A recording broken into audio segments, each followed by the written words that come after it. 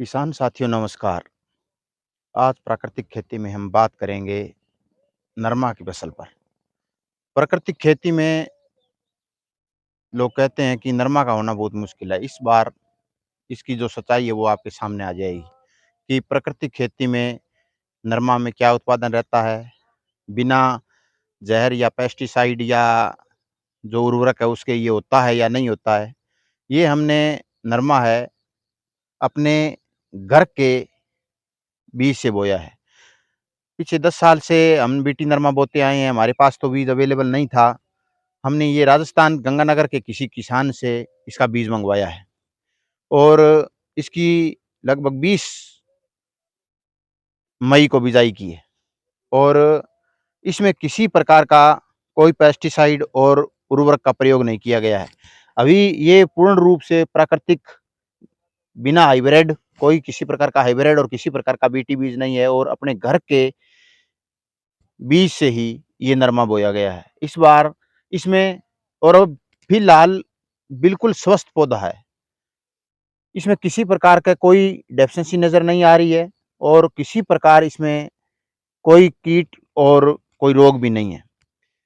तो इस बार हम ट्राई करेंगे इसकी कि इसमें कितना उत्पादन होता है और जो भी इसकी सच्चाई होगी बिल्कुल प्योरली आपके सामने रख दी जाएगी कि ये इतना उत्पादन हुआ है।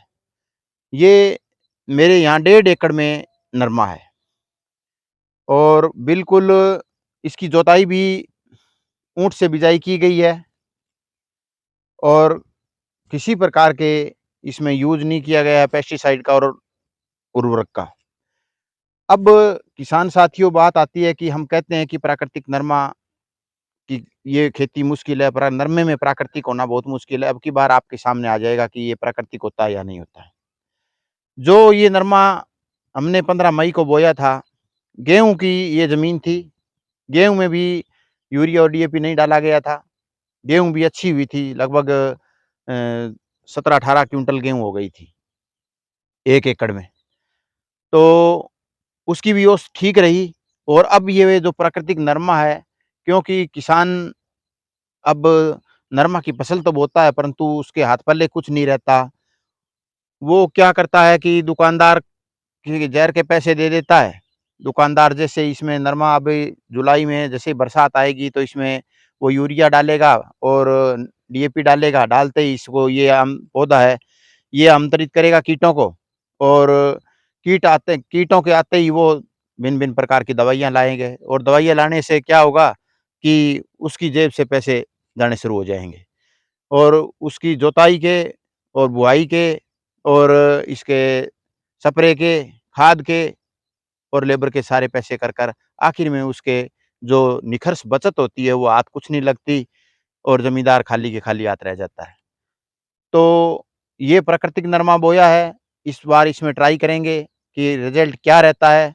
जो भी रिज़ल्ट आएगा आपके सामने रख दिया जाएगा। मुझे आशा है कि ये नरमा 8-10 क्विंटल से कम प्रति एकड़ नहीं होगा और इसका सारे का बढ़िया बीज बनवाएँगे और अगली बार हम 7-8 एकड़ में इस नरमा को बोएँगे। मेरी जो प्राकृतिक खेती है, इसमें सारे में ट्राई करेंगे।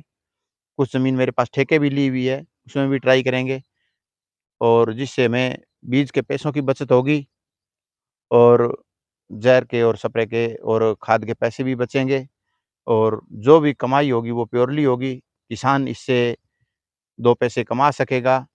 तो मैं यही आपको संदेश देना चाहता हूँ कि प्राकृतिक खेती में भी हम नरमा की फसल की भी अब की बार ट्राई की है और इसका रिज़ल्ट जो भी होगा आपके सामने रख दिया जाएगा। धन्यवाद, नमस्कार।